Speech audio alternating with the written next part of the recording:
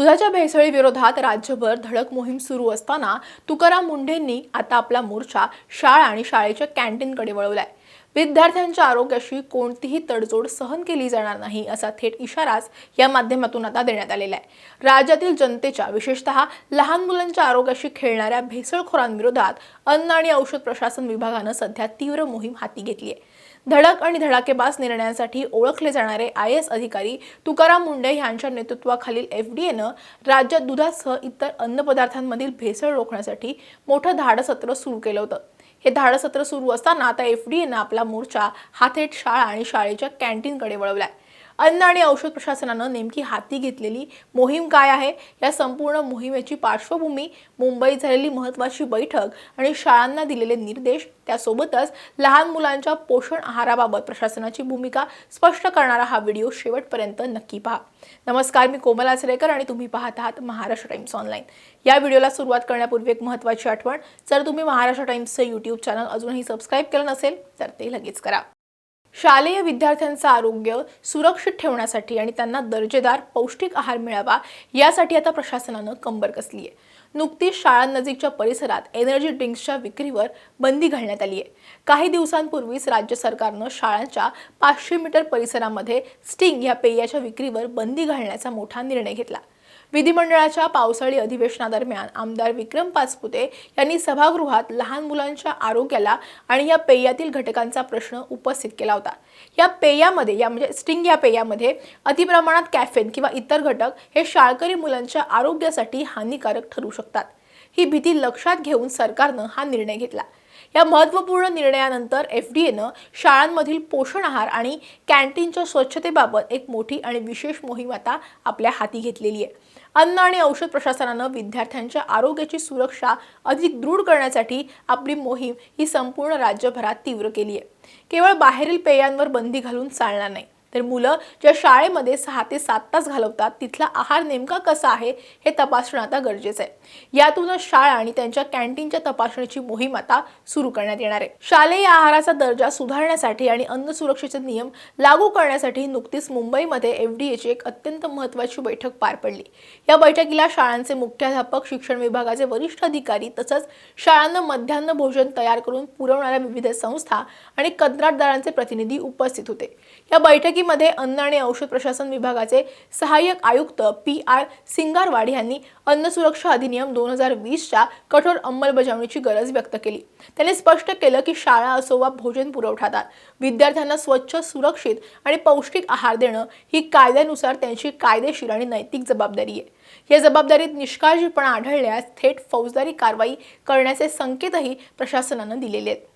बैठकीदरम्यान आणि त्यानंतर जारी करण्यात आलेल्या मार्गदर्शक सूचनांमध्ये शाळांना अन्न सुरक्षा आणि स्वच्छतेचे नियम हे काटेकोरपणे पाळण्याचे आदेश देण्यात आलेले आहेत। यामध्ये प्रामुख्याने शाळांमध्ये चालवल्या जाणाऱ्या सर्व कॅन्टीनकडे वैध FDA परवाना किंवा नोंदणी असणं बंधनकारक आहे। कॅन्टीनचं स्वयंपाकघर, अन्न साठवणुकीची जागा आणि भांडी घासण्याची जागा ही अत्यंत स्वच्छ असावी। स्वयंपाक करणाऱ्या आणि वाढणाऱ्या कर्मचाऱ्यांनी डोक्यावर टोपी, हातमोजे आणि ॲप्रन घालणंही आवश्यक आहे। अन्न तयार करण्यासाठी वापरले जाणारे कच्चं साहित्य हे चांगल्या दर्जाचंच असावं। कालबाह्य झालेले कोणतंही साहित्य स्वयंपाकघरात ठेवता येणार नाहीये।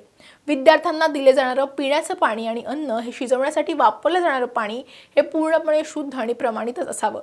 पाण्याच्या टाक्यांची नियमित स्वच्छता करणं अनिवार्य आहे। गेल्या काही वर्षात राज्यातील विविध सरकारी आणि अनुदानित शाळांमध्ये दिल्या जाणाऱ्या मध्यान्ह भोजन योजनेबाबत म्हणजेच शालेय पोषण आहार या संदर्भात अनेक गंभीर तक्रारी समोर आल्या होत्या। काही ठिकाणी खिचडी किंवा जेवणामध्ये अळ्या, कीटक आणि इतर दूषित घटक आढळल्याच्या धक्कादायक घटना या समोर आल्या होत्या। अशा प्रकारच्या अन्नामुळे अनेकदा विद्यार्थ्यांना विषबाधा झाल्याच्या बातम्याही समोर आल्या होत्या। या सगळ्या पार्श्वभूमीवर FDAनं शाळांना आणि भोजन पुरवठादारांना कडक शब्दात ताकीद सुद्धा दिलेली आहे। विद्यार्थ्यांच्या आरोग्याशी आणि त्यांच्या सुरक्षिततेशी कोणतीही तडजोड केली जाणार नाहीये।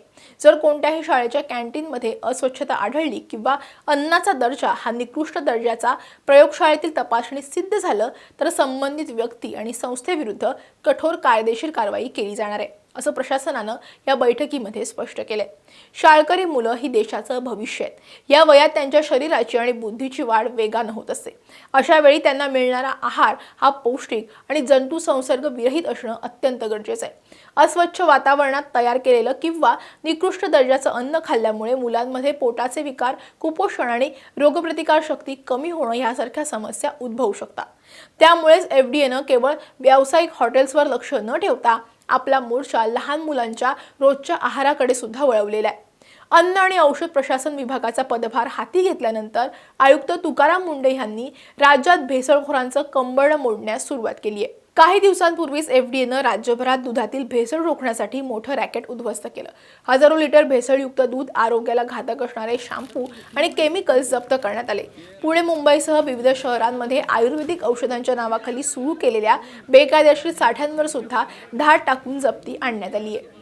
दुधासारख्या जीवनावश्यक घटकातील भेसळ रोखल्यानंतर तुकाराम मुंढे यांनी आता मुलांच्या सुरक्षिततेसाठी थेट शाळांमध्ये धडक देण्याची योजना आखली आहे। या मोहिमेमुळे शाळा प्रशासनामध्ये आणि शालेय कॅन्टीन चालवणाऱ्यांमध्ये सतर्कता निर्माण झालेली आहे। नियमांचं पालन करणं हे त्यांना आता बंधनकारक आहे आणि जर कोणी हे नियम पाळले नाहीत तर त्यांची गय केली जाणार नाही हेही तितकंच स्पष्ट आहे। प्रशासनाच्या या मोहिमेचं पालकांकडून आणि सर्वसामान्य जनतेकडून मोठं स्वागत होत आहे।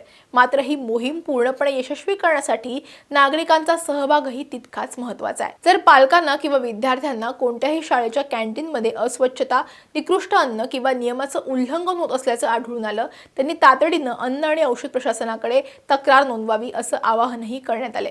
नागरिकांच्या सजगतेमुळे अशा प्रकारच्या भेसळीला आणि निष्काळजीपणाला पूर्णपणे आळा बसेल। एकंदरीतच स्टिंगवरील बंदी आणि त्यानंतर सुरू झालेलं शालेय कॅन्टीनचं तपासणी सत्र हे विद्यार्थ्यांच्या आरोग्याच्या दृष्टीनं एक अत्यंत सकारात्मक पाऊल आहे। तुकाराम मुंढे यांच्या नेतृत्वाखालील एफडीएची ही धडक मोहीम राज्यातील शाळकरी मुलांना स्वच्छ, सुरक्षित आणि दर्जेदार अन्न मिळवून देण्यात नक्कीच मैलाचा दगड ठरेल यात शंका नाही। तुकाराम मुंढे आणि त्यांच्या नेतृत्वाखालील अन्न आणि औषध प्रशासनाच्या कामाविषयीचं तुमचं मत कमेंटमध्ये नक्की सांगा। व्हिडिओ आवडला असेल तर लाईक आणि शेअर करायला विसरू नका। असेच व्हिडिओ पाहण्यासाठी महाराष्ट्र टाइम्सचं यूट्यूब चॅनल सबस्क्राईब करा। आम्हाला इन्स्टा, फेसबुकवरती फॉलो करा आणि हा व्हिडिओ शेवटपर्यंत पाहिलात त्यासाठी धन्यवाद।